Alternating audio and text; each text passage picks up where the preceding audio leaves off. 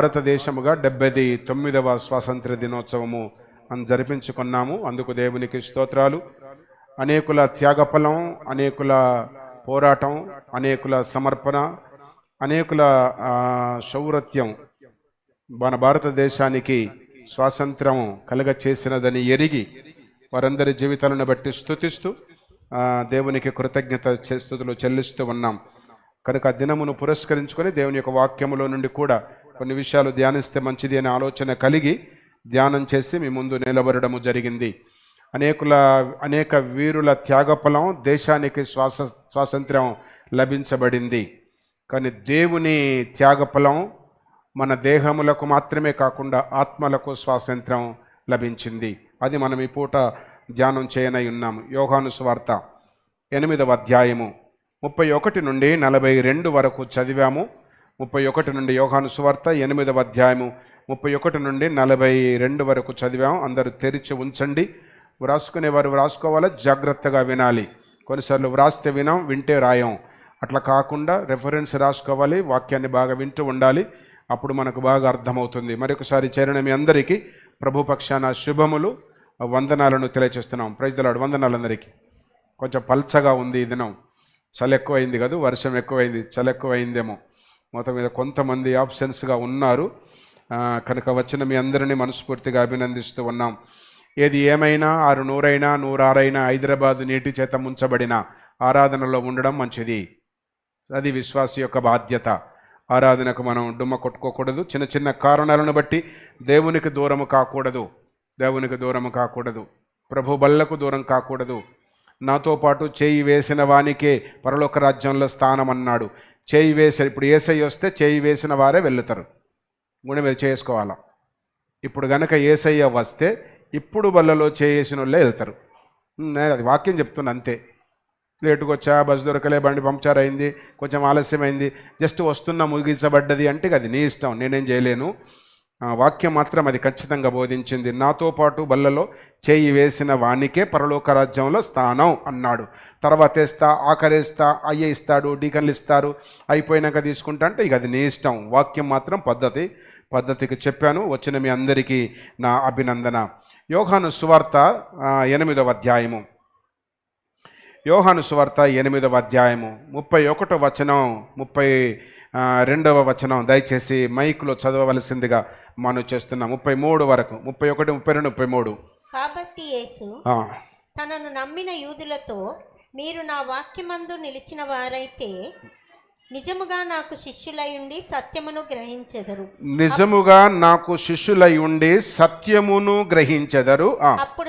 అప్పుడు ఆ సత్యము మిమ్మును స్వతంత్రులనుగా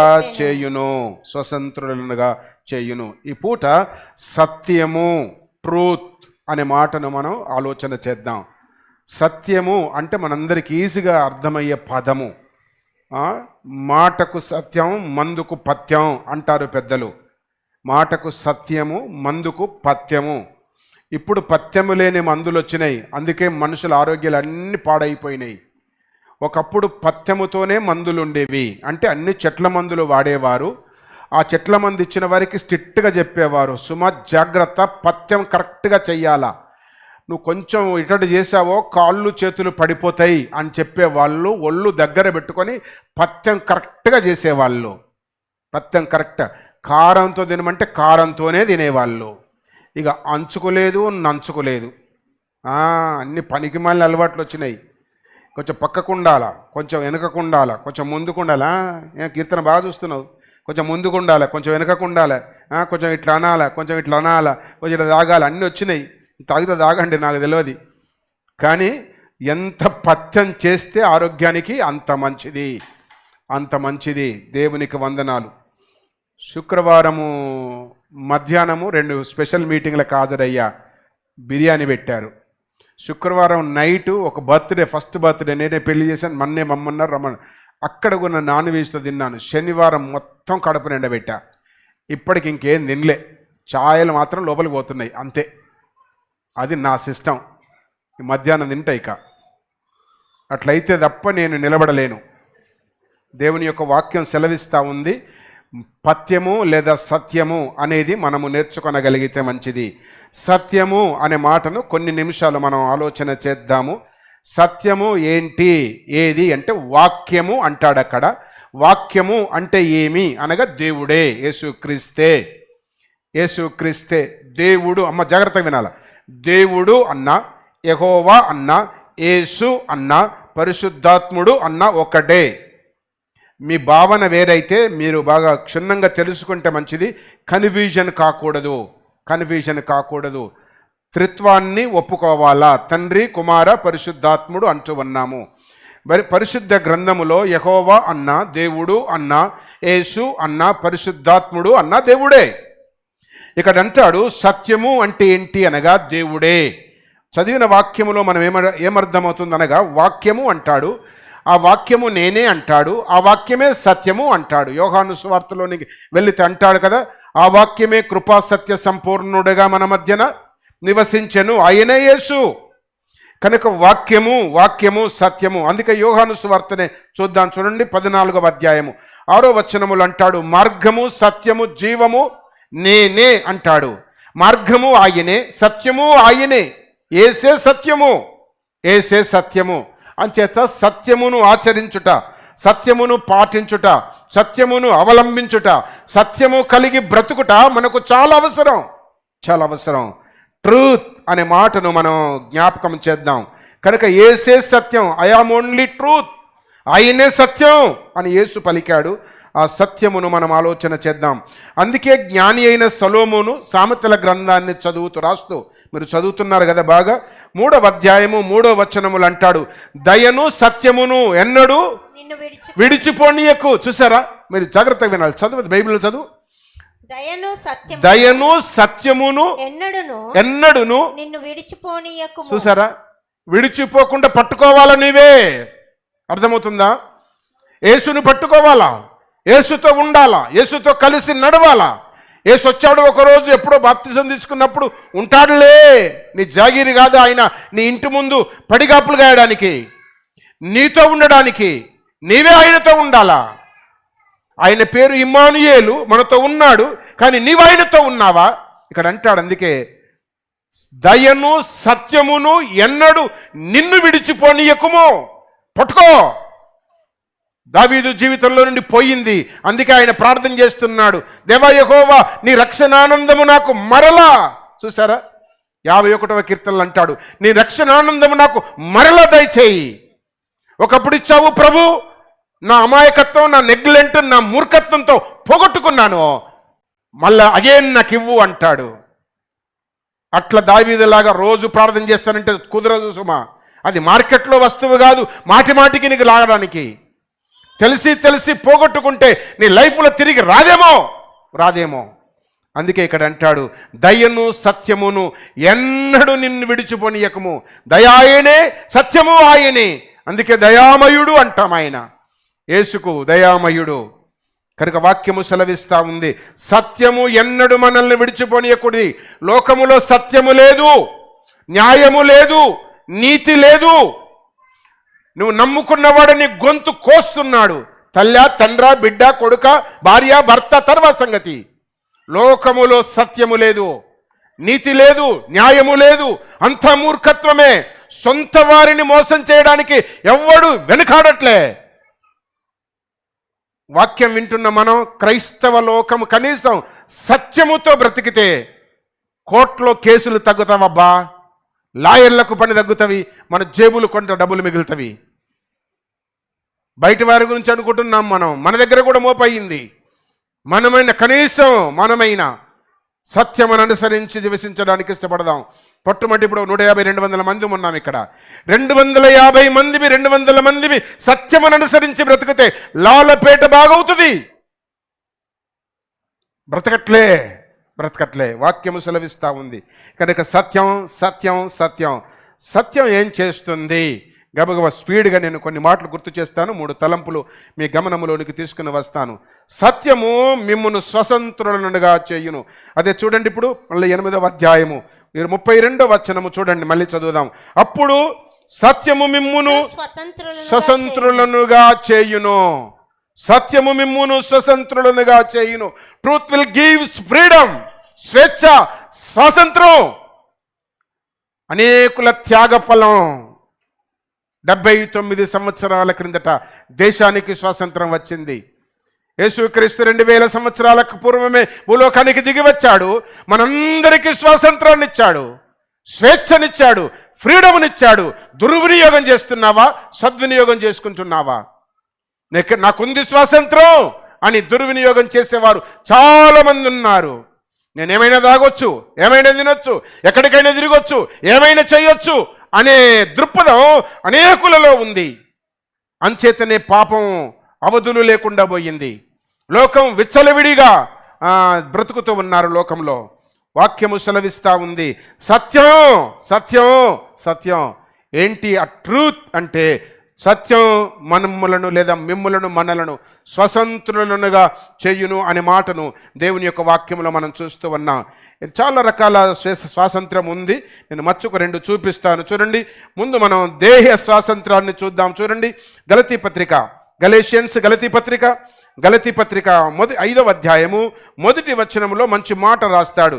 గలతీ పత్రిక 5వ అధ్యాయము 1వ వచనము, ఈ స్వాతంత్రము అనుగ్రహించి క్రీస్తు మనలను స్వతంత్రులనుగా చేశాడు. కాబట్టి మీరు స్థిరముగా నిలిచి ఉండాలా. మరలా దాస్యమనే కాడి క్రింద చిక్కుకొనకుడి. ఒకసారి కడగబడిన పశువు తిరిగి బురదలో పొర్లినట్టు, ఒకసారి వాంతికి చేసిన కుక్క వాంతికి తిరిగి తిన్నట్టు మానవులు, క్రైస్తవులు అనేకులు తిరిగి దాస్యము క్రిందికి వెళుతూ ఉన్నారు. పాప బంధకాల్లో నుండి దేవుని కృపను బట్టి విడిపింపబడ్డాము. పాపపు అలవాట్లలో నుండి విడిపింపబడ్డాము. ఆచారములో నుండి విడిపింపబడి స్వేచ్ఛ స్వాతంత్రాన్ని పొందుకున్నాం. మనం తిరిగి అగైన్ దాస్యమనే కాడి కిందికి వెళ్ళకూడదు. అక్కడ మంచి మాట రాశాడు భక్తుడు, చిక్కుకొనకుడి. ఒక్కసారి చిక్కావో అయిపోయి నీ ప్రాణం. ఉరులు పెడతారు పక్షులకు తెలుసు కదా, వలలు వేస్తారు తెలుసు కదా, గాలం వేస్తారు తెలుసు కదా, చేపలకు చిక్కిందో అయిపోయి కనబడుతుంది. ఆసక్తితో అది పరిగెత్తుకొని వచ్చి తినాలని మింగుతుంది, అయిపోయి దాని ప్రాణానికే వచ్చేసింది. చిక్కు అంటే అలాంటిది. అందుకే అంటాడు, దాస్యం అనే కాడి క్రింద మరలా చిక్కుకొనకుడి. నీకు ఇవ్వబడిన స్వాతంత్రాన్ని దుర్వినియోగం చేసుకోకు. దేహ స్వాతంత్రం, ఆత్మ స్వాతంత్రం. దేహములో ఉన్న దీపం ఆత్మ అయితే ఆత్మకు దేవుడు స్వాతంత్రాన్ని ఇచ్చాడు. దాన్ని కాపాడుకో. తిరిగి ఆత్మ పాడైపోకుండా భద్రంగా ఉండాలి. ఎగ్జాంపుల్ చూపిస్తాను చూడండి. అపోస్తల కార్యముల గ్రంథం 12వ అధ్యాయములో ఒక మంచి అధికారి, బ్యాంక్ ఆఫీసర్, బ్యాంక్ మేనేజర్, నపుంసకుడు. ఆయన పేరు ఎక్కడ వ్రాయబడలేదు. నపుంసకుడు దేవుని గుడికి వెళ్ళాడు, ఆరాధన చేశాడు యెరూషలేము గుడిలో. తిరిగి ఇంటికి వస్తూ ఉన్నాడు. అక్కడికి వెళ్ళిన తర్వాత ఆ దినాల్లో అందరికి అందుబాటులో బైబిల్ లేవు. మాట చెప్తామని ముందు చెప్తాం మర్చిపోయాను. ఈరోజు విలియం కేరీ బర్త్డే. పితామహుడు, బైబిల్ మహాపితామహుడు. ఆయన ఇండియాకు వచ్చి ఎన్ని శ్రమలు పడ్డాడో. బైబిల్ మనందరి చేతుల్లో ఉండడానికి కారణం ఆ పితామహుడు, బైబిల్ పండితుడు, పితామహుడు విలియం కేరీ గారి పుణ్యమా అని బైబిల్ చదువుతూ ఉన్నాం. బైబిల్ మన చేతికి రావడానికి భార్యను కోల్పోయాడు, పిల్లలను కోల్పోయాడు. ఆయన ఇండియాకు వచ్చి కుమారుడు చనిపోతే సమాధి చేసే వాళ్ళు లేరు. ఆయనే గుంతదోడి, ఆయనే ఎత్తుకొని పోయి సమాధి చేశాడు. అయినా సేవ నుండి వెనుదిరగలే. భార్య చనిపోయింది, భార్యను సమాధి చేశాడు, సేవ నుండి వెనుదిరగలే. కడుపున వస్తే గుడికి రావు నువ్వు, నీళ్ళు వస్తే గుడికి రావు, బంధు వస్తే గుడికి రావు నువ్వు, వర్షం ఎక్కువైంది చలి పెడుతుంది గుడికి రావు నువ్వు. జీవితాన్ని దారపోసుకున్నాడు. భాష రాదు, లాంగ్వేజ్ తెలియదు, పరిచయం లేరు. ఆయన ఇక్కడికి వచ్చాడు పితామహుడు. ఆయన గురించి చెప్తే ఇప్పుడు నాకు ప్రసంగం టైం అయిపోతుంది కనుక నేను గుర్తు చేస్తూ ఉన్నాను. ఈ రీతిగానే ఇప్పుడు బైబిల్ ఉన్నవి కానీ అప్పుడు బైబిల్ లేవు.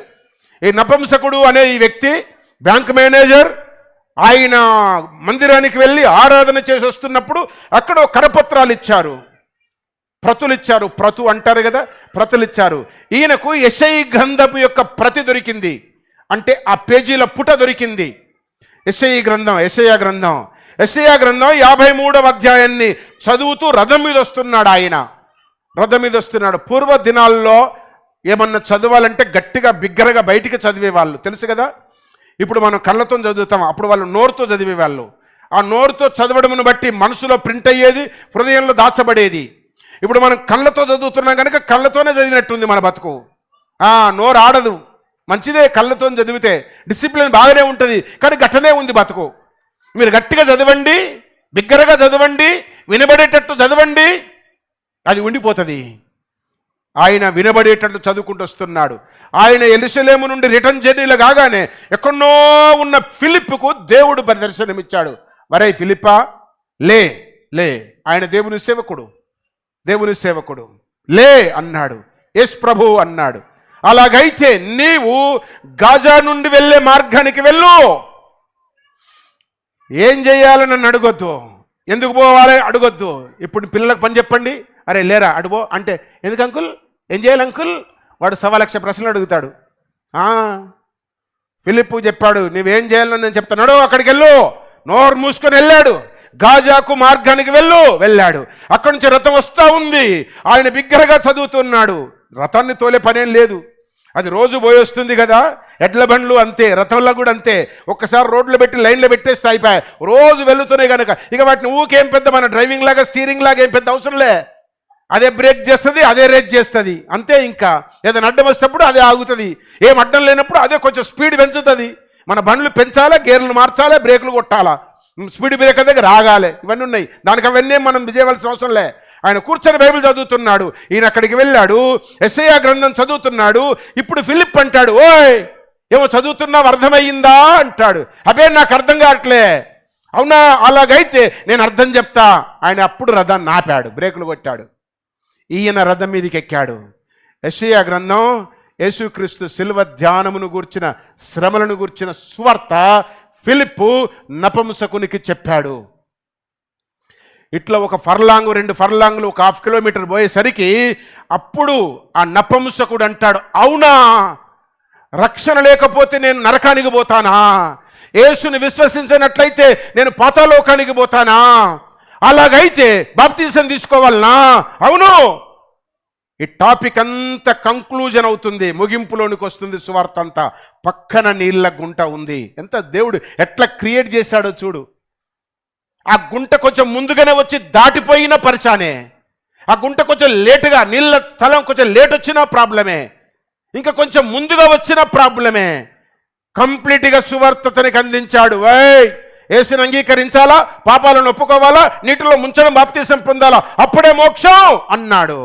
అలాగైతే అదిగో అక్కడ నీళ్లున్నాయి అన్నాడు నపుంసకుడు. మా భార్యకు చెప్పుతా, నేను తెల్ల బట్టలు తెస్తా, ఫోటోగ్రాఫ్ను పిలుస్తా, మా అయ్యకు చెప్పుతా, బంధువులను తెస్తా, సంఘానికి ఇదంతేంలే, నువ్వు అన్ని చేస్తున్నావు జాగీర్. నీకు అన్ని నకరాలే. అందుకే మన రక్షణ సరిగా లేదు. పశ్చాత్తాపడితే వెంటనే బాప్తిసం తీసుకోవాలా, పోస్ట్పోన్ చేయొద్దు. యేసయ్య వస్తే నరకానికి పోతావు, వాడు చచ్చినా నువ్వు యేసయ్య వచ్చినా నరకానికి. అందుకే ఆయన అంటాడు, ఆయనకు మారు బట్టలు ఉన్నాయా? ప్రార్థన చేసిన వాళ్ళు ఉన్నారా? ఇక బట్ట కప్పిన వాళ్ళు ఉన్నారా? చప్పట్లు కొట్టిన వాళ్ళు ఉన్నారా? ఏమి లేరు, ఇద్దరు. చూడండి, బాగా అర్థం చేసుకోవాలి.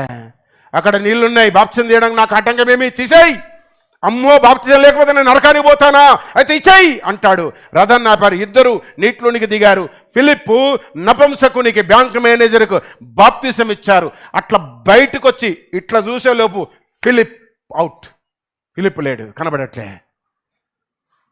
ఫిలిప్పును దేవుని ఆత్మ కనబడకుండా చేసేసింది. ఎందుకో తెలుసా? నాకు అర్థమయ్యింది. ఇంకా ఫిలిప్ ఆయనతో ఉంటే ఇంకేమేమి అనుమానాలు వస్తాయో, ఇంకేమేమి కథలు వస్తాయో అనుకున్నాడు. నాకు తెలియదు. ఒకవేళ నపుంసకుని మనసు మారితేనే మంచిది, దేవుడే కార్యాన్ని చేశాడు అనుకున్నాడేమో. మొత్తం మీద ఫిలిప్పు అతని దగ్గర మాత్రం లేడు. ఈ నపుంసకుడు మాత్రం బాప్తిసం తీసుకున్నాడు. నేను ఇచ్చేదేమనగా, సత్యము మిమ్మల్ని స్వతంత్రులుగా చేయును. దేహములో ఉన్న ఆత్మకు స్వాతంత్ర్యం వచ్చేసింది. ఇప్పటి వరకు దాస్యం అనే దేహములో కట్టబడి ఉంది ఆత్మ. దేవుడు ఫిలిప్పు ద్వారా నపుంసకునికి స్వేచ్ఛనిచ్చాడు, స్వాతంత్రాన్ని ఇచ్చాడు, విడుదల పొందాడు. ఎంత సంతోషంగా వెళ్ళాడో ఇంటికి. మీరు అపోస్తలుల కార్యముల గ్రంథం కూడా తీయండి, అక్కడ కూడా మనం చదువుతూ ఉంటే చాలా విషయాలు మనం చూస్తూ ఉంటాం. కనుక నేను గుర్తు చేసేది ఏమనగా, దేశ స్వాతంత్రం, దేహ స్వాతంత్రం. దేహ స్వాతంత్రం అనడానికి నేను ఒక 2 ఎగ్జాంపుల్ ఇస్తాను. 12వ అధ్యాయము అపోస్తలుల కార్యముల గ్రంథం, 12వ అధ్యాయము 3 నుండి 8 వరకు చదివితే అక్కడ పేతురు ఉన్నాడు. పేతురు బంధింపబడి చెరసాలలో ఉన్నాడు. అతని కొరకు సంఘము ప్రార్థన చేస్తూ ఉంది. అతనికి విడుదల కలిగింది. ఫిజికల్గా పేతురు దాన్ని ఏమంటారు, చెరసాలలో ఉన్నాడు, రిమైండ్లో ఉన్నాడు, చెరసాలలో ఉన్నాడు, కారాగారములో ఉన్నాడు. దేహ స్వాతంత్రం అనడానికి ఎగ్జాంపుల్ పేతురు బందీ గృహములో నుండి విడిపించబడుట ఒకటి. రెండవది పౌలు శీలలు 16వ అధ్యాయంలో ఉంటుంది. అది రెఫరెన్స్ రాసుకునండి. 16వ అధ్యాయం 21 నుండి 28 వరకు చదివితే అక్కడ కూడా పౌలు శీలలు ఇద్దరు బంధించబడి చెరసాలలో ఉన్నారు. దేవుడు వారికి దేహ స్వాతంత్రం ఇచ్చాడు. ఆత్మ స్వాతంత్రం అంతకుముందుకే కలిగింది వారికి, కానీ సువార్త ప్రకటిస్తున్నారన్న నెపముతో బందీ గృహంలో ఉంచారు. అయినా దేవుడు కనికరించి బందీ గృహములో నుండి దేహములను కూడా స్వాతంత్రములోనికి నడిపించడానికి దేవుడు ఇష్టపడినట్లు దేవుని యొక్క వాక్యాన్ని మనం చూస్తూ ఉన్నాం. కనుక ఒకటి, సత్యము మిమ్ములను స్వతంత్రులుగా చేయును అనగా దేహ స్వాతంత్రం పేతురుకు జరిగింది, పౌలు శీలలకు జరిగింది. ఒకవేళ దేశ స్వాతంత్రం అనుకున్నట్లయితే మన పితామహుల ద్వారా జరిగింది. దానికి ఒక రెఫరెన్స్ ఇస్తాను చూడండి. ఎఫెసీ పత్రిక 2వ అధ్యాయము 19వ వచనం. ఎఫెసీ పత్రిక 2వ అధ్యాయము 19వ వచనం. కాబట్టి మీరిక మీదట పరజనులను పరదేశులను కాక ఉండక. చూసారా, మనం ఈ దేశం కాదు మనది, ఈ దేశము నుండి కూడా దేవుడు మనకు విడుదలనిస్తున్నాడు. ఈ దేశమే మనది అని బ్రతుకుతే నరకానికి వెళతాం. దేహ స్వాతంత్రం ఇచ్చాడు, దేశ స్వాతంత్రం ఇచ్చాడు. లిటరల్గా భారతదేశానికి మన మహామహుల ద్వారా వచ్చింది. కానీ వాక్యం సెలవిచ్చేదేమనగా ఈ భూలోకములో నుండి మనం పరలోకానికి వెళుతూ ఉన్నాం. భూలోకములో విడుదల కూడా దేవుడిచ్చి పరజనులను పరదేశులనై ఉండక ఏకపట్టణస్థులుగాను దేవుని ఇంటి వారముగా ఉండుట కొరకై దేవుడు మనకు దేశ స్వాతంత్రాన్ని ఇచ్చాడు. కనుక సత్యము మిమ్ములను స్వతంత్రులుగా చేయును. 1945వ సంవత్సరం వచ్చింది దేశ స్వాతంత్రం. అయితే యేసుక్రీస్తు భూలోకానికి వచ్చి కల్వరి శిలువలో రక్తాన్ని చిందించి మనకు కూడా దేశ స్వాతంత్రాన్ని ఇచ్చాడు. దానితో పాటు అదనంగా ఏమి అనగా ఈ దేశము నుండి, ఈ లోకము నుండి విడిపింపబడి పరలోకానికి వెళ్ళే గొప్ప భాగ్యం దేవుడిచ్చాడు. ఒకటి, సత్యము మిమ్ములను స్వతంత్రులనుగా చేయును. రైట్. రెండవది చూద్దాము. చూడండి, 2వ తెస్సలోనికలకు రాసిన పత్రిక, తెస్సలోనికలకు రాసిన 2వ పత్రిక దయచేసి తీయండి. తీసిన 2వ అధ్యాయము 13వ వచనం. ప్రభు వలన ప్రేమింపబడిన సహోదరులారా, ఆత్మ మిమ్మును పరిశుద్ధపరచుట వలనను మీరు సత్యమును నమ్ముట వలనను రక్షణ పొందుటకు దేవుడు ఆది నుండి మిమ్మును ఏర్పరచుకొనెను. చూసారా, ఇదేమనగా దేవుడు సత్యము మిమ్ములను రక్షణలోనికి నడిపించును. సత్యము ఒకటి, స్వతంత్రులనుగా చేయును. Truth will gives freedom. రెండవది, truth will lead into salvation. రక్షణలోనికి నడిపిస్తుంది. విడిపించడము మాత్రమే కాకుండా సత్యము మనల్ని రక్షణలోనికి నడిపిస్తున్నట్లు దేవుని యొక్క వాక్యం సెలవిస్తూ ఉంది. దానికి మొదటి ఎగ్జాంపుల్ ఇప్పటి వరకు చెప్పిందే నపుంసకునిది, ఫిలిప్పుది. నపుంసకునికి ఫిలిప్పుకు జరిగిన సంభాషణ మొదటి ఎగ్జాంపుల్ ఏంటి అనగా, నపుంసకునికి దేవుని యొక్క వాక్యము ఫిలిప్పు ద్వారా రక్షణలోనికి నడిపించబడింది. సంవత్సరాల తరబడి నుండి గుడికి వెళ్తున్నాడు, ఆయన ప్రార్థన చేస్తున్నాడు, కానుకలేస్తూ ఉన్నాడు, ఆరాధనలో ఉన్నాడు. ఆయనకు రక్షణ లేదు. ఆయన రక్షణలోనికి నడిపించడానికి దేవుడు ప్లాన్ చేసి ఫిలిప్పును పురికొలిపి ఫిలిప్పును నడిపించి సువార్తను అందించి రక్షణలోనికి నడిపించాడు. క్రైస్తవ్యము పరలోకం చేర్చదు, మతము పరలోకము చేర్చదు. క్రైస్తవ కుటుంబములో పుడితే పరలోకానికి వెళ్ళవు. పాస్టర్ బిడ్డ, పాస్టర్ కొడుకు పరలోకానికి వెళ్ళాడు. సంఘ సభ్యత్వం పరలోకం ఇవ్వదు, ఇవ్వదు. పర్సనల్గా నీకు నీవు రక్షింపబడాలా, నీ పాపాలను ఒప్పుకోవాలా, నీకు నీవు రక్షణ పొందాలా, రక్షణ పొందాలి. ఫిలిప్పు మాట్లాడుతుంటే అనొచ్చు కదా, నా పక్కన బ్యాంక్ మేనేజర్, సార్ నేను చాలా డబ్బులు ఇస్తా, నేను హైయెస్ట్ కానుక ఇస్తా, చర్చ్ అంతట్లో నాదే పెద్ద కానుక, మందిరాలను కట్టించా, బండ్లను కొనిచ్చా, పాస్టర్లకు ఫీడ్ చేస్తున్నా, ఎంతో మందికి సపోర్ట్ చేస్తున్నా అనొచ్చు కదూ. నోరు మూసుకున్నాడు, ఏం మాట్లాడలే. రక్షణే, బిజినెసే. అందుకే వాక్యం సెలవిస్తూ ఉంది, నపుంసకునికి సత్యము రక్షణలోనికి నపుంసకుని నడిపించింది కనుక. నెంబర్ 1. రెండవదిగా మనం చూద్దాం, చూడండి. అదే అపోస్తుల కార్యముల గ్రంథం 16వ అధ్యాయములో పౌలు శీలలు విడిపించబడిన తర్వాత 16వ అధ్యాయం 31, 32, 30, 31 వచనాల్లో చూస్తే జైలు అధికారి చావడానికి రెడీ అయిపోయాడు. ఏంటి కారణం అంటే, పౌలు శీలలను బంధించి కాపలా పెట్టారు జైలు అధికారిని. కళ్ళు తెరిచి చూసేసరికి లోపల ఇద్దరు లేరు.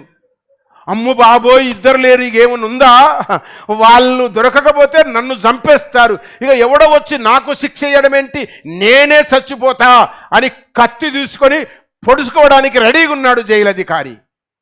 అప్పుడు పౌలు అంటాడు, అయ్యా మేము ఎక్కడికి పారిపోలే, దొంగలం కాదు, మేము సత్యం ఎరిగిన వారం, సత్యం బోధిస్తున్న వారం, సత్యంగా బతకడానికి ఇష్టపడ్డ వాళ్ళం, మేము దొంగలం కాదు, విడుదల కలిగింది కదని ఇంటికి పరిగెత్తడానికి. 10 మంది యేసుక్రీస్తుకు ఎదురుగా వచ్చి, ప్రభూ మమ్మల్ని కనికరించు అన్నారు. ఎవరు వాళ్ళు? కుష్ఠరోగులు. నువ్వు లేటుకు వచ్చినవేంటి సుగుణ? కుష్ఠరోగులు. బాగా చెప్పినావు కనుక అడిగా ఇప్పుడు. కుష్ఠరోగులు 10 మంది ఎదురుగా వచ్చి ప్రభూ కనికరించు అన్నారు. కనికరించాడు దేవుడు. ఏమయ్యారు? మాట్లాడండి. శుద్ధులయ్యారు. 9 లేరంట, ఒక్కడు మాత్రం వచ్చాడంట. ఈ 9 ఎవరు చెప్పండి? దొంగలు, దోసుకునేవారు, మోసగాళ్ళు, అద్భుతాలు ఆశించేవారు, రోగాల కొరకు వచ్చేవాళ్ళు, ఆశీర్వాదం కొరకు వచ్చేవారు, బాగుపడతారంట అని వచ్చేవారు, బాగుపడితే చాలు అనుకునేవారు. ఇక రక్షణతో వాళ్ళకి అవసరంలే, ఇక తర్వాత కంటిన్యూగా విశ్వాసిగా బ్రతకాలి, కృతజ్ఞత చెల్లించాలి, ఆ బిజినెస్ వాళ్ళకి లేదు, బాగైతే చాలు. రోగం, శరీరం ఒకవైపు పుచ్చిపోయినా పర్వాలే, విశ్వాసంలో బ్రతకాలా. అదే చేశాడు గంటాల ప్రకాశన్న, అదే చేశాడు. కిడ్నీ బాగలేదని తెలుసు, కిడ్నీ పోయిందని తెలుసు, కిడ్నీ బాగుపడదు అని తెలుసు, నవ్వుతూ ప్రసంగాలు చేశాడు వేలాది మందికి, లక్షలాది మందికి. నేను చస్తా అని తెలుసు ఆయనకు, నా భర్త చస్తాడు అని తెలుసు తల్లి షీబాకు, తన భార్యకు. బట్ ఆయనతో అన్ని రకాలుగా సపోర్ట్ చేసింది. నువ్వే అయితే ఈ సచ్చటంతో నాకేందంట తెల్పా, ఈ సచ్చటంతో నాకేం సుఖం, రేపో మాపో సత్తడంట, వీరికి నేనేందంట సాకీరు అనవా. వాక్యం సెలవిస్తూ ఉంది ఇక్కడ. జైలు అధికారి మారడానికి కారణం ఏంటో తెలుసా? సత్యం. సత్యం ఎవరిలో ఉంది చెప్పాలా? పౌలులో ఉంది, శీలలో ఉంది. దొంగల్లాగా పారిపోలే. 10 మంది శుద్ధులయ్యారు, 9 మంది దొంగల్లాగా ఇంటికి పరిగెత్తారు. ఆదివారం దేవునిది దొంగించకూడదు. ఉదయం 8:30 నుంచి 11 గంటల వరకు మన సంఘ సభ్యులకు ఆదివారం దేవుని సమయం, దొంగిలించకు, మంచిది కాదు, నీకు అనర్థకం, అష్టజాతకమయం అంటారు కదా, అరిష్టం. లే, పరిగెత్తు, వచ్చేది వస్తున్నావు, అర్ధగంట ముందుకెందుకు రావు? వాక్యం సెలవిస్తా ఉంది ఏమనగా, సత్యము మిమ్మును రక్షణలోనికి నడిపించును. సత్యము మిమ్ములను రక్షణలోనికి నడిపించును. నపుంసకుని నడిపించింది ఒకటి. రెండవది చెప్పాలా, ఫిలిప్పు జైలు అధికారిని నడిపించింది. 16వ అధ్యాయము 30-31 వచనం ప్రకారం రెండవ తలంపు గుర్తు చేస్తాను. మూడవ తలంపు చూద్దాం. చూడండి, 3వ తలంపు మనం చదవగలిగితే చక్కటి వచనం అక్కడ వ్రాయబడి ఉంది. 2వ యోహాను పత్రిక, యోహాను 2వ పత్రిక 2వ వచనం 3వ వచనం చదువు. ఉన్నవా? ఇంటికి పోతువా? నేను మాత్రమే కాక నేను మాత్రమే కాక సత్యమును ఎరిగిన వారందరూ సత్యమును ఎరిగిన వారందరూ. మంచిగా రాస్తాడు చూడు. నేను మాత్రమే కాదు. యోహాను భక్తుడు ఎంత క్లియర్గా రాస్తున్నాడు. ప్రసంగం చేస్తున్న నేను మాత్రమే కాదు, సత్యమును ఎరిగిన క్లియర్గా ఉంది. సత్యమును ఎరిగిన వారందరూ మనలో నిలుచుచు మనతో ఎల్లప్పుడూ ఉండు సత్యమును బట్టి మిమ్మును నిజముగా ప్రేమించుచున్నాము అంటూ 3వ వచనములో సత్యము వలన ఏం పొందుకుంటామో రాస్తాడు. అక్కడ చదువమ్మా. సత్య ప్రేమలు ఉండగా తండ్రి అయిన దేవుని యొద్ద నుండి తండ్రి యొక్క కుమారుడగు యేసుక్రీస్తు యొద్ద నుండి కృపయు కనికరము సమాధానము. రైట్. సత్యము ఒకటి స్వతంత్రులనుగా చేయును. సత్యము మిమ్ములను మనలను రక్షణలోనికి నడిపించును. సత్యము మీకు కృప, కనికరము, సమాధానము. గ్రేస్, మెర్సీ అండ్ పీస్ అది ఇస్తుంది. అది ఎక్కడ దొరకదు, ఏ మార్కెట్లో దొరకదు, ఏ సూపర్ మార్కెట్లో దొరకదు, ఎక్కడ లేదు. అది తయారయ్యే ఫ్యాక్టరీయే లేదు భూలోకంలో. అది ఎక్కడ దొరకదు, దేవుని దగ్గర మాత్రమే దొరుకుతుంది. కృప, కనికరము, సమాధానము. సత్యము మీకు కృపను, కనికరమును, సమాధానమునిచ్చును. Truth will gives grace and mercy, peace. అది ఇస్తూ ఉంది. అది పొందుకున్న మనం సత్యములో ఉన్నామని వాక్యములో సెలవిస్తూ ఉంది. కనుక సత్యము మనకు సమాధానం ఇవ్వాలా? సమాధానము లేకుండా ఉన్నావా? అసమాధానముతో బ్రతుకుతున్నావా? దేవుని కృపకు దూరమయ్యావా? దేవుని కనికరము నీలో లేదా? కనికరం, జాలి, మమకారం లేదా? కఠినంగా ఉన్నావా? నేను మారక ముందుకు సినిమాలు చూస్తే సూర్యకాంతం కనబడేది. అది వచ్చింది అత్త పోర్షన్ అంటే అయిపోయి. తెలిసిన వాళ్ళందరూ నవ్వుతున్నారు. ఈ పోర్లకి ఏం తెలియదు, పాపం ఎవ్వరు నవ్వుతలేరు. చిన్న పోర్లు, మంచోళ్ళు బిడ్డ మీరు. ఆ నవ్విన వాళ్ళంతా మంచోళ్ళు కాదు. నేను కూడా ఎంత గయ్యాలిదో కదా, ఎంత గయ్యాలిదో. గయ్యాలి పాత్ర వచ్చిందంటే ఇక ఆవిడే సూటబుల్, ఇంకొకరు లేరు. అంతే. ఇంకా ఆమె ఎంత డిమాండ్ చేస్తే అంత ఇచ్చి తీసుకురావాల్సిందే. ఆ పాత్రకు ఎన్ని లక్షలు అడితే అన్ని లక్షలు ఇచ్చి తీసుకురావాల్సిందే. లేదులే, మహాతల్లి చనిపోయింది. వాక్యం గుర్తు చేస్తూ ఉంది. సత్యము మీకు కృప, కనికరము, సమాధానమిచ్చును. కృప, కనికరము, సమాధానము. శరీర బలహీనతలలో కూడా దేవుని కృప మనకు కావాలి. ఒక మాట చూపిస్తాను చూడండి దయచేసి. దినవృత్తాంతముల 2వ గ్రంథం 12వ అధ్యాయము. 12వ అధ్యాయములో మంచి చరిత్రాత్మకమైన సంఘటన ఉంది. 12వ అధ్యాయము 9వ వచనం. 12వ అధ్యాయము 9వ వచనం. తప్పు చెప్పారు, సారీ. కొరింథీలకు రాసిన పత్రిక, రైట్. కొరింథీ పత్రిక, 2వ కొరింథీ పత్రిక 12వ అధ్యాయము 9వ వచనం. నా కృప నీకు చాలు అంటాడు. అందుకు పౌలు శరీర బలహీనతతో ఉన్నప్పుడు, శరీరం మూలుగుతూ ఉన్నప్పుడు, శరీరం నొప్పితో ఉన్నప్పుడు, శరీరం ఆయాసంతో, జబ్బుతో ఉన్నప్పుడు, శరీరం రోగంతో కుళ్ళుతున్నప్పుడు, లేని బయటికి నడవలేని పరిస్థితుల్లో ఆయన మంచం మీద మూలుగుతున్నప్పుడు ప్రభూ అని పాల్ ప్రార్థన చేస్తే దేవుడు అన్నాడు, నీ శారీరక రుగ్మతను చూడకు, నా కృప నీకు చాలు అన్నాడు. శారీరక బలహీనతలో దేవుని కృప మనకు చాలు. ఇప్పుడు చదవమ్మా. అందుకు నా కృప నీకు చాలును. 2వ కొరింథీ పత్రిక 12వ అధ్యాయము 9వ వచనం. అందుకు నా కృప నీకు చాలును. బలహీనతల యందు నా శక్తి పరిపూర్ణమగుచున్నది చాలు. బలహీనంగా ఉన్నావా? సత్యములో నిలబడు. సత్యము తన కృపను నీకు అనుగ్రహిస్తుంది. బలవంతుడవై ముందుకు సాగుతావు. ఇప్పుడే చచ్చిపోతాను నేను అనుకున్న పాల్ ప్రార్థన చేసిన తర్వాత, అపోస్తలుడైన పౌలుకు దేవుడు దర్శనం ఇచ్చిన తర్వాత ఇంకా అనేక సంవత్సరాలు బలీయమైన పరిచర్య చేశాడు.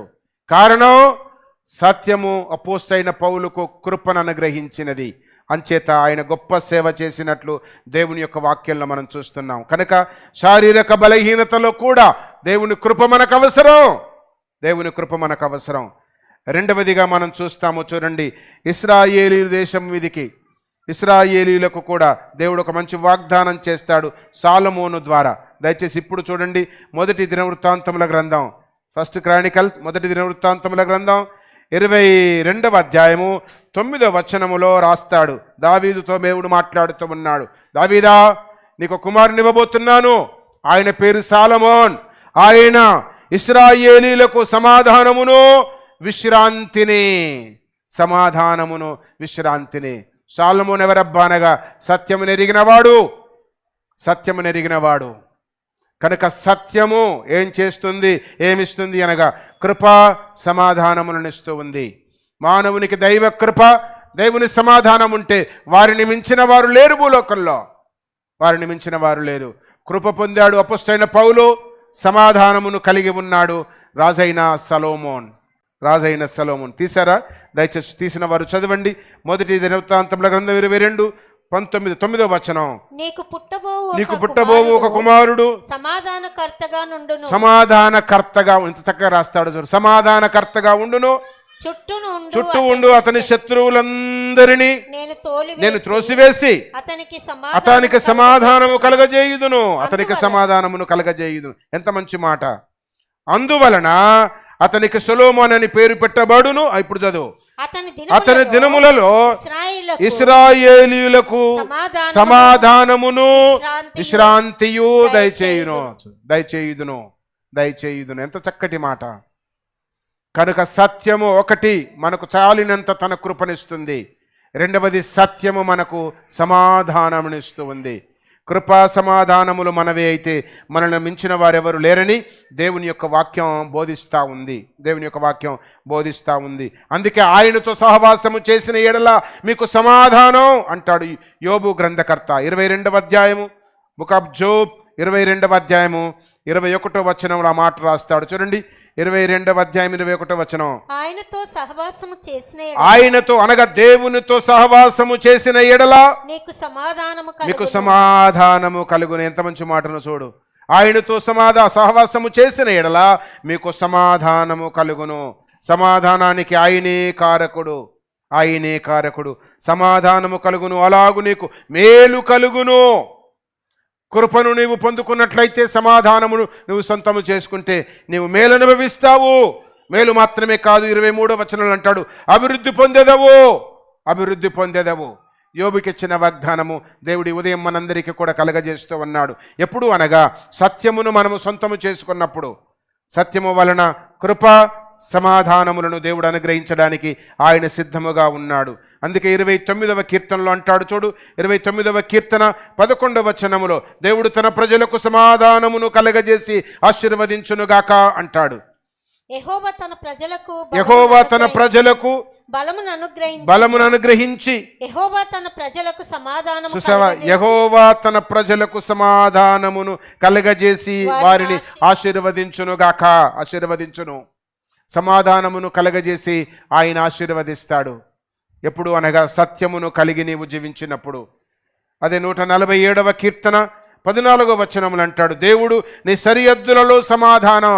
సరిహద్దు అంటే నువ్వు నివసిస్తున్న స్థలం, పనిచేస్తున్న స్థలం, బ్రతుకుతున్న గృహం, నువ్వు నివసిస్తున్న కాలనీ, నువ్వు నివసిస్తున్న ఊరు, పట్టణం, నీ సరిహద్దులలో సమాధానం. విశ్వాసి సత్యమును అనుసరించి నడుచుకునేవారు ఎక్కడ ఉన్నా అక్కడ సమాధానం ఉండును గాక. సమాధానం ఉండాలి కానీ గొడవలు లేపకూడదు, తగావులు లేపకూడదు. ఇద్దరు పిల్లలు కొట్లాడుతూ ఉంటే తల్లి నవ్వకు, తండ్రి నవ్వకు, వారిని సమాధానం చెయ్యి. మేము మారక ముందుకు మా మేనత్త కొడుకు మేము దాదాపు ముగ్గురం ఒకే వయసులో ఉండేవాళ్ళం. సమ్మరికి అందరి ఇంటికి వచ్చేస్తే మా తాత కూర్చొని అందరికీ కొట్లాడబెట్టేవాడు ఆడు ముసలోడు. మేమంతా పోట్లాడుతూ ఒకరి మీద ఒకరు పడతా ఉంటే ఆడు యమనవ్వకుండా కూర్చుండేటోడు. మీకు తెలుసు బాబన్న, పాపం బాబుని ఇట్లా తీసి అట్టెత్తేసేటోడు నేను. మొన్న ఒక ఆయన చనిపోయింది పోయిన సంవత్సరం, ఆ మేనత్త కొడుకు, ఆయన కూడా అట్ట తీసి ఎత్తేసేటోడిని. అప్పుడు బల అన్నాడు అనేటోడు. వాళ్ళని నేను పడేస్తే మా తాత బలా నా మనవడు, వాళ్ళ అమ్మలేమో ఏడుచుకుంటే ఏందయ్యా నువ్వు మా పిల్లల్ని కొట్టిస్తావు అని వాళ్ళు ఏడిచేవాళ్ళు. అది మనిషి నైజం, విశ్వాసి నైజం. గొడవను సద్దమనపాల, సమాధానాన్ని పురికొలపాల. సమాధానపరచువారు ధన్యులు చెప్పాలా, వారు దేవుని కుమారులనబడదురు. సమాధానమును కోల్పోయేటట్లు చేసేవారు ఎవరి కుమారులు అనగా బెలియాలు కుమారులు, దయ్యము కుమారులు, దయ్యమాత్మ కలిగిన వారు. దేవుని యొక్క వాక్యం సెలవిస్తా ఉంది, నీ సరిహద్దులలో సమాధానము కలుగునుగాక. తీసారా 147వ కీర్తన నీ సరిహద్దులలో 14వ వచనం, నీ సరిహద్దులలో సమాధానము కలగజేయవాడు ఆయనే. చూసారా, దేవుడే నీ సరిహద్దు. నీ ఒంట్లో సమాధానం, నీ ఇంట్లో సమాధానం, నువ్వు నివసిస్తున్న కాలనీ అంతట్లో నీ సరిహద్దులలో సమాధానం. కుటుంబాల్లో గొడవలు అవుతున్నాయంటే అందరికంటే ముందు మనమే ఉండాలా. అన్ని గొడవలను సద్దమనపాలా. ఆడ కొంత నష్టమైనా పర్వాలే, సమాధానాన్ని చేయాలా. పోసికి పోగేసి ఇక చేస్తారు చూడు, అట్ట చేయొద్దు. ఈమెకి ఇటు పోగా ఆమెకు అటు పోగేసేసి మధ్యాహ్న కొట్టొద్దు, గుగ్గిల మీద పొగేసినట్లు, అగ్గి మీద పెట్రోల్ పోసినట్టు చెయ్యొద్దు. ఒక్కటికి రెండు ఎక్కించు చెయ్యొద్దు. వాణ్ణి జోల నింపుకోవడానికి అట్టనే చేస్తారు. ఇంకో మాట తెగించి చెప్తున్నా, లాయర్ల పని అంతా అంతే. లాయర్లను, డాక్టర్లను, పోలీసులను రికార్డ్ అవుతుంది, మరి నమ్మడానికి కుదరదు. ఏం చెప్తారో మనకు అర్థం కాదు. నోరు తెరుచుకొని వింటాం, కుటుంబం గుల్ల చేసుకుంటున్నాం. కొంతమంది మంచులు ఉన్నారులే, దేవునికి స్తోత్రం. కొంతమంది భయపడే వాళ్ళు ఉన్నారు, దేవునికి స్తోత్రం. కొంతమంది నీతి న్యాయములతో ఉన్నారు, న్యాయముతో కొంచెమైనా చాలు అనేవాళ్ళు ఉన్నారు. అక్రమముతో ఆస్తంతా సంపాదించుకొని వాడు చచ్చిన రోజు ఏమెత్తకపోతాడు. అందుకే గొడవలను సద్దమనిపి సమాధానాన్ని నెలకొల్పాల, అది మన బాధ్యత. దేవుని యొక్క వాక్యం సెలవిస్తా ఉంది, నీ సరిహద్దులలో సమాధానము కలుగునుగాక. దేవుని నీ సరిహద్దులలో సమాధానాన్ని ఇస్తాడు. అందుకే యోహాను సువార్తికుడు రాస్తాడు, యేసుక్రీస్తు చనిపోయి సమాధి చేయబడి తిరిగి లేచిన తర్వాత, యోహాను సువార్తలో ప్రారంభించాం ప్రసంగం, యోహాను సువార్తతోనే ముగించేద్దాం. 20వ అధ్యాయము 19వ వచనములో డోర్లన్నీ బంద్ చేశారు. అందరికి భయపడి బిక్కున గది లోపల డోర్లు మూసేసి గది లోపల ఉన్న శిష్యులందరి మధ్యన నిలబడి ఆయన మొట్టమొదటిగా చెప్పిన మాట ఏంటో తెలుసా? ఎలాగున్నారు, బాగున్నారా, ఏం తిన్నారు, ఎట్లున్నారు అని అడగలేదు దేవుడు. కనబడిన వెంటనే మధ్యన నిలబడి మీకు సమాధానము కలుగునుగాక. వెంటనే శిష్యులందరికీ అర్థమైంది, అబ్బే ఈ మాట చెప్పి సమాధానం ఇచ్చేది దేవుడే కదూ అని వారు తృప్తి చెందారు. చూస్తారా 20వ అధ్యాయం 19వ వచనం. ఆదివారం సాయంకాలం నా శిష్యులు యూదులకు భయపడి తాము కూడి ఉన్న ఇంటి తలుపులు మూసుకొని ఉండగా యేసు వచ్చి మధ్యన నిలిచి మీకు సమాధానం. చూసారా, బాగున్నారా? పేతురు బాగున్నావా? ఫిలిప్పు బాగున్నావా? మరే యోహాను ఎట్టున్నావురా అడగలే. ఇప్పుడు మనం చాలా రోజులు కనబడితే ఏమంటావు? నిన్న ప్రకాష్ గంటల చనిపోయాడు కదా, ఆయనతో తరబీతు పొందిన ఆయన కూడా పాస్టర్, బాగా తెలుసు నాకు, ఇక్కడ శంషాబాద్లో ఉంటాడు. ఆయన వచ్చి చెప్పి ఏంద్రా ప్రకాష్ ఇట్లా చేసినవేంద్రా అన్నాడు. ఎట్లుంటుంది? ఎంత నాకు అత హృదయం కలిసి వేసింది. అంటే వాళ్ళు అట్లా మాట్లాడుకుంటారు. ఏంద్రా, అరే లేరా, రారా. ఇప్పుడు పోర్లందరినీ అట్నే ఆలోచిస్తావు నేను. ఎవరు లేడింది గాడిదలంతా మిలిసేటోళ్ళు కింద ఉన్నారా? వాళ్ళందరూ అరే రారా, లేరా, పోరా అంట. నేను ఆ పాస్టర్ గారు వచ్చేసి అన్నాడు, అరే ప్రకాష్ ఏంట్రా ఇట్లా చేశావు, లేరా అన్నాడు. నాకు దుఃఖం వచ్చేసింది నిజానికి. యేసుక్రీస్తు కూడా చనిపోయాడు, సమాధి చేయబడ్డాడు, 3వ రోజు లేచాడు. వాళ్ళందరూ బిక్కున యూదులకు భయపడి రూములో ఉంటే బై ఎలా ఉన్నావురా అన్లే, సమాధానము కలుగునుగాక అన్నాడు. దేవుడు సమాధానాధిపతి, సమాధానానికి కారకుడు. సమాధానమును మించిన ఆశీర్వాదం భూలోకంలో ఏమీ లేదు. రూపాయి లేకున్నా పర్వాలేదబ్బా, సమాధానం కలిగి చచ్చిపోతే పరలోకంలో నీకంత ధనవంతులు ఎవరు ఉండరు. కోట్లు సంపాదించి సమాధానం లేకుండా సమాధి చేయబడితే నీ అంత దరిద్రుడు ఇంకెవరు లేరు. అందుకే చావు ఎప్పుడు వస్తుందో తెలియదు గనక బ్రతికినంత వరకు సమాధానము కలిగిన వారమై ఉందాం. సమాధానం కలిగిన వారమై ఉందాం. దానికి అంతటికి సాక్ష్యం మన శామ్. నేను వీడియో తీసుకుంటున్నాడు అంత. ఇప్పుడు నేను చెప్పిన మాటలన్నిటికీ సాక్ష్యం ఆయనే. వీడియో లైవ్ పెట్టాడు నిన్న ప్రకాష్ గారి దగ్గర. డెడ్బాడి దగ్గర రక్షణ టీవీ లైవ్ పెడితే సామ్ అక్కడనే ఉన్నాడు. ఏరా ప్రకాష్ లేరా, ఎందుకు రైలు చేశావు అన్నాడు. యేసు కూడా ఆ మాట అనొచ్చు, కానీ యేసు నోట పెళ్ళుబికింది, మీకు సమాధానము కలుగును గాక. ఆ కింది వచనం కూడా చదవమ్మ, 21వ వచనం చదువు. ఆయన మరలా ప్రత్యక్షమై యేసు మరలా మీకు సమాధానం చూసారా, కలుగును గాక. మరలా అగైన్ మీకు సమాధానం. అంటే దేవునికి ఏంటంటే సమాధానమును మించినది ఏది లేదు. నేనేమన్నా మంచిది ఇవ్వాలి అంటే అది పీస్ అంతే. పీస్. మనం బాగా ప్రేమించిన వారికి ఒక మంచి స్పెషల్ గిఫ్ట్ ఇస్తాం చూడు, అట్ట ఏమిస్తాం? ఇక బంగారం అయితే ఇచ్చేటట్లేం. ఏమిస్తాం? ఇక ఏదో కొంచెం ఉన్న దాంట్లో కొంచెం మంచిది ఇస్తాం కదా. అట్లనే దేవుడు పెద్ద గిఫ్ట్ ఏంటంటే సమాధానం. అదొక్కటి మనకుంటే చాలు, అన్నీ ఉన్నట్టే. అన్నీ ఉండి అది లేకపోతే అంత నష్టమే. అందుకే అన్నాడు, సత్యము మీకు సమాధానము కలగజేయును. మళ్ళీ గుర్తు చేసి ముగించేస్తా. సత్యము సత్యము సత్యము. ఒకటి, సత్యము మిమ్ములను స్వతంత్రులనుగా చేయును. రెండవది, సత్యము మీకు మిమ్మల్ని రక్షణలోనికి నడిపించును. మూడవది, సత్యము మీకు కృపా సమాధానములను అనుగ్రహించును. అలాంటి సత్యం దేవుడు మనందరికీ ప్రసాదించి సమాధానములో మనమందరము వర్ధిల్లుదుముగాక.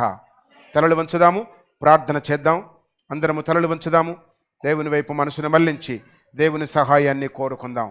సమాధానము కొరకు మనం ఇష్టపడదాము. గొడవలకు కాదు కారణం, కక్ష సాధింపుకు కాదు, పగ కొరకు కాదు, ద్వేషము కొరకు కాదు. సమాధానానికి కారకుడు ఆయనే, సమాధానకర్త, సమాధానాధిపతి ఆయనే. సమాధానము కలిగి ఉండడానికి దేవుడు ఇష్టపడుతున్నాడు. అసమాధానములో మనం వర్ధిల్లుతున్నామా? సత్యము సత్యము సత్యము. Truth will give freedom. Truth will lead into salvation. Truth will give grace, mercy and peace. కృపా సమాధానములు సత్యం మనకిస్తూ ఉంది. వాటిని సొంతం చేసుకుని వారముగా, వాటిని కలిగిన వారముగా, వాటి ప్రకారము మనము జీవించదాము.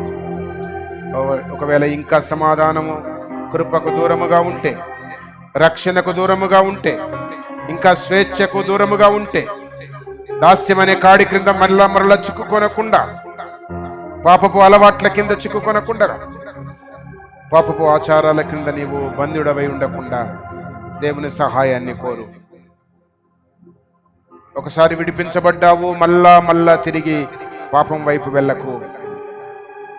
ఆ ఫ్రీడమును, ఆ స్వతంత్రాన్ని, ఆ సత్యమును కాపాడుకో. పరిశుద్ధుడవైన మా పరమ తండ్రి, సృష్టికర్తవైన మా దేవ, స్తుతులకు పాత్రుడవైన మా ప్రభు, మీకు వందనాలు చెల్లిస్తూ ఉన్నాం. ట్రూత్, సత్యం అనే సందేశం ఈ ఉదయం మా గమనములోనికి మీరు తీసుకుని వచ్చారు. సత్యము మమ్ములను స్వతంత్రులనుగా చేయును, సత్యము మాకు రక్షణ కలిగించును, సత్యము మాకు కృపా సమాధానములు కలుగుతున్నవి సత్యము వలన అని మీరు బోధించారు. మీకు స్తోత్రాలు. వాక్యములో నుండి మేము ధ్యానించగలిగాము. మీకు కృతజ్ఞతాస్తుతులు చెల్లిస్తూ ఉన్నాం.